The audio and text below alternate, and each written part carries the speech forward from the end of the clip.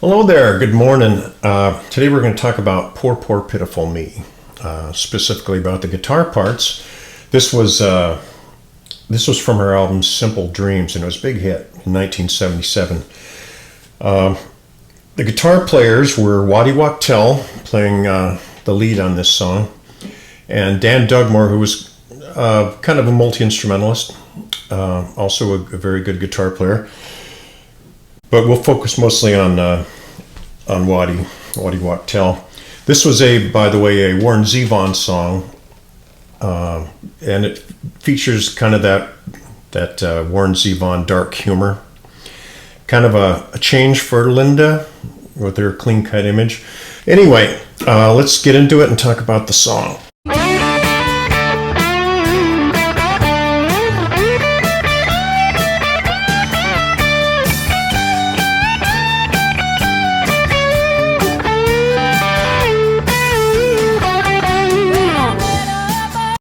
So this song is in the key of C sharp or D flat. They tuned their guitars down half step to play this in the studio, as one does sometimes when you're working with a singer whose voice sounds best in a certain key. So you know everybody tunes down or capos up or whatever. However, when they played it live, they always played it in the key of D. So I'm going to show you it in the key of D. And I've actually tuned up my backing tracks and that sort of thing through the miracle of software, so that you can play along in the key of D. And it's the main riff is quite easy. It's like this.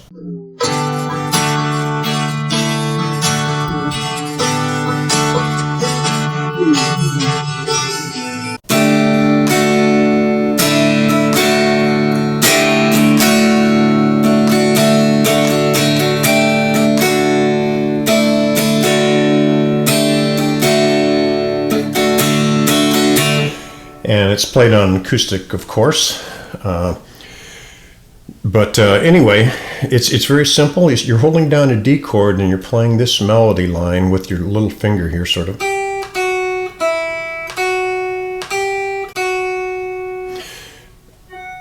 While holding down the chord, so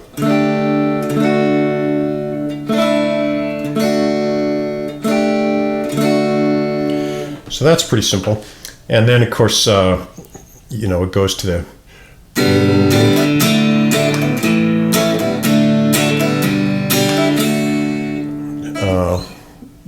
to the G and the A. It's a 3-chord song. So when the chorus comes around, all these bones won't let me be, Lord have mercy on me.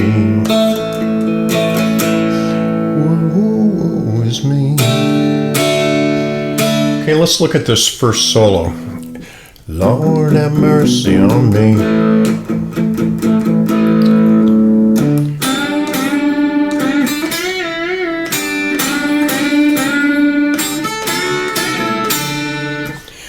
Okay, that's just, first you do this double bend. You're playing this D note here on the 3rd fret of the B string, and you're bending the 5th fret of the G string up to a unison.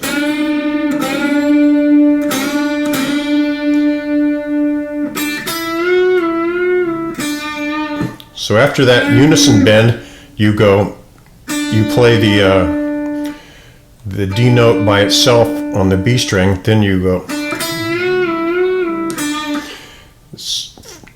So it's 3rd fret on the B string, 5th fret on the B string, bend it up a whole step there on the 5th fret and go like this.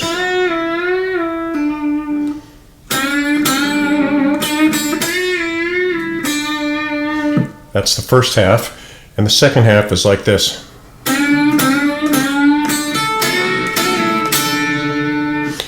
So that's also unison bend. Then a single note, the D on the B string, 3rd fret. Then up to the 5th fret of the E string.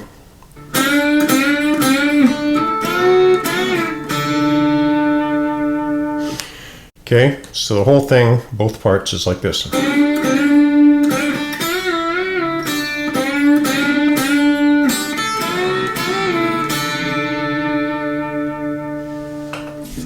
Okay, let's look at this second solo here. I'm going to divide this up into 4 licks, this solo section. The first thing you hear is this.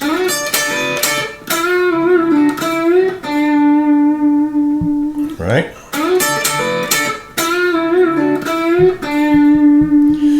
So that's a slide up to the 11th fret on the G string, and then up to the 10th fret on the high E string, and then this double stop. Right? That's just hammering on to the 12th fret on the B string while holding down the E string on the 10th fret as you were already. And then you go down here to the 9th fret, bend it up with that kind of a melody, which it takes some, I don't know, you can hear exactly how it's done on the record, but it's just like that. It's a whole step bend to a pull off on the 7th fret, and then another bend up and ending up on the 7th fret of the G string. So the whole thing.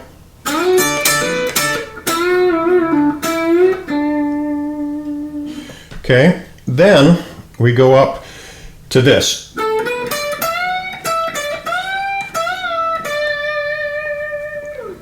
Which could also be played down here if you wanted. I tend to like to play it up here because it puts me in position to play the next lick that's coming after that.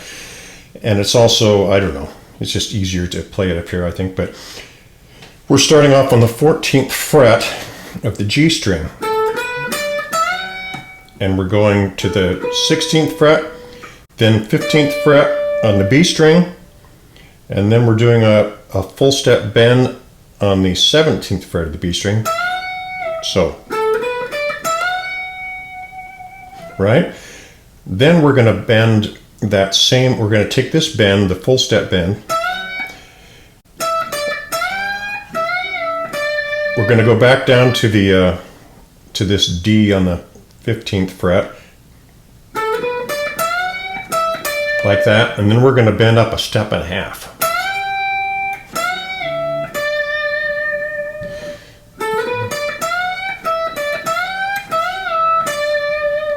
Right? Okay. I'm sure you can figure that out. Then we go to this, we're kind of going to be in this fragment of a D chord here on the 14th fret.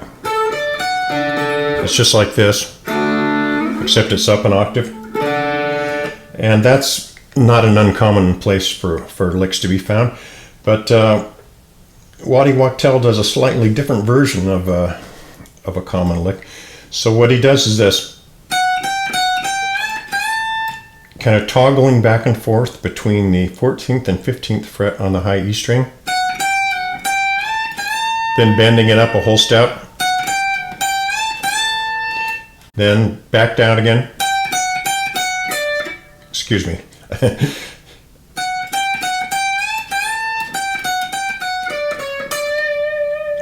And that's the unusual thing. I don't know if I've ever heard anyone play that exact lick before.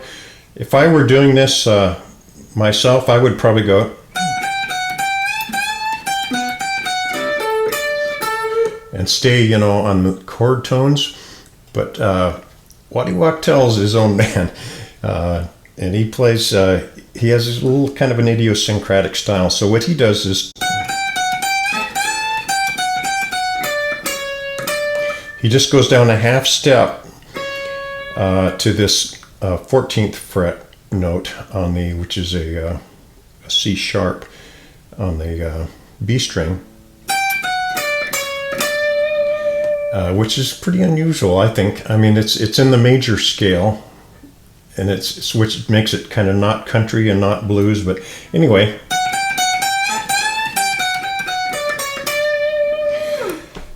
It definitely catches your ear because it's because it's unusual.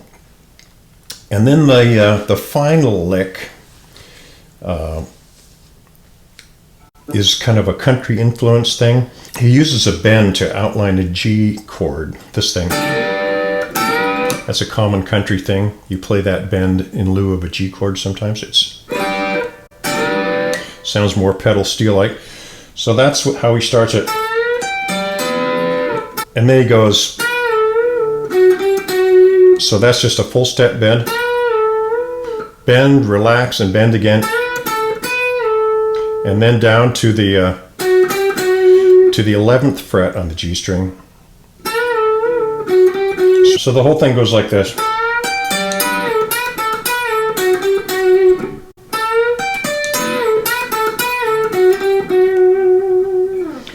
Let's play the whole thing through.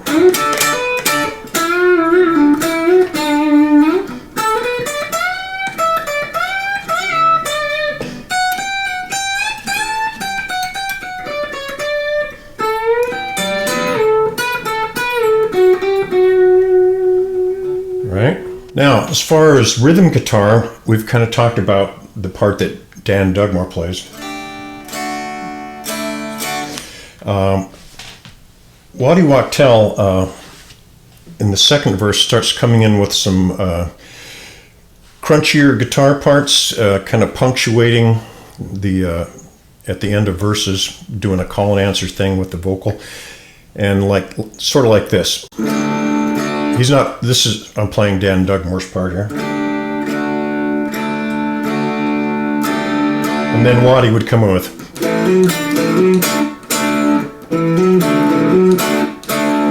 And he does that a few times with various rhythms. And that's just hammering on from the 7th to 9th fret on the A string. And then going up to play this double stop, which is on the 7th fret of the G and D strings.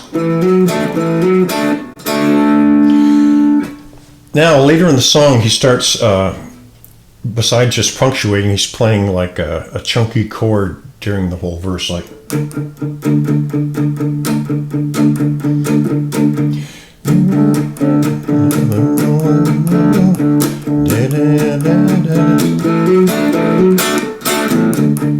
And sometimes he does other licks at the end of each phrase, like that sort of thing. And then, toward the end of the song, it gets even heavier. You get a little bit louder guitar, and he starts doing a thing like this.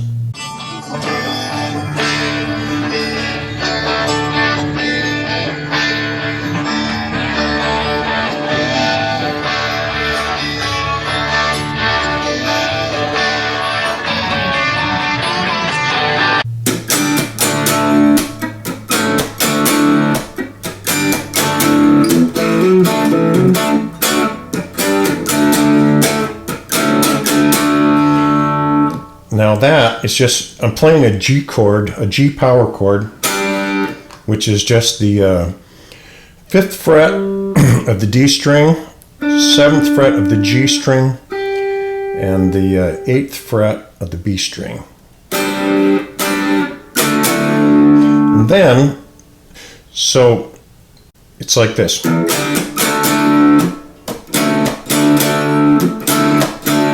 He's playing a little fragment of when it comes to that portion of an A there, he's playing a fragment of a A major 7th. Right? So it sounds like this. Now, that is, you're playing the 5th fret on the A string. You're playing the 7th fret on the D string, then you're playing the 6th fret on the G string, and the 5th fret on the B string.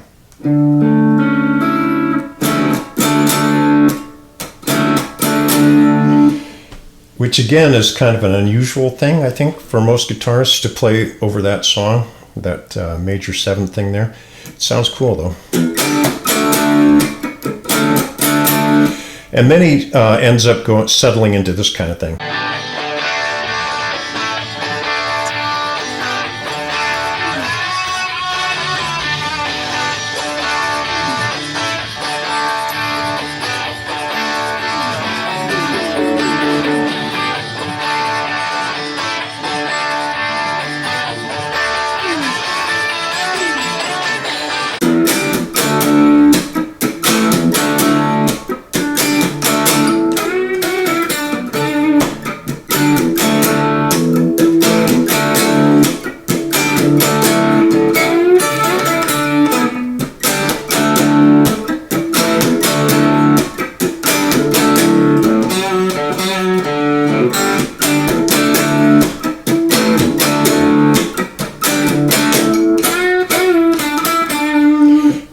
That is just it's that G power chord, then down to this D power chord, which is just, you know, it's just this D, which is on the 5th fret of the A string, plus this A on the 7th fret of the D string, and this D on the 7th fret of the G string. And then he goes down to an A power chord. So that phrase is like. And when you get to the end of it, he usually plays some little like.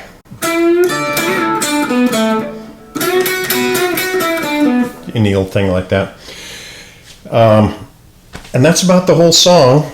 I mean, there's a lot of room to do improvisation in this thing. There's a lot of room to put in your own licks. So I hope you have fun with it, and I'll see you next week.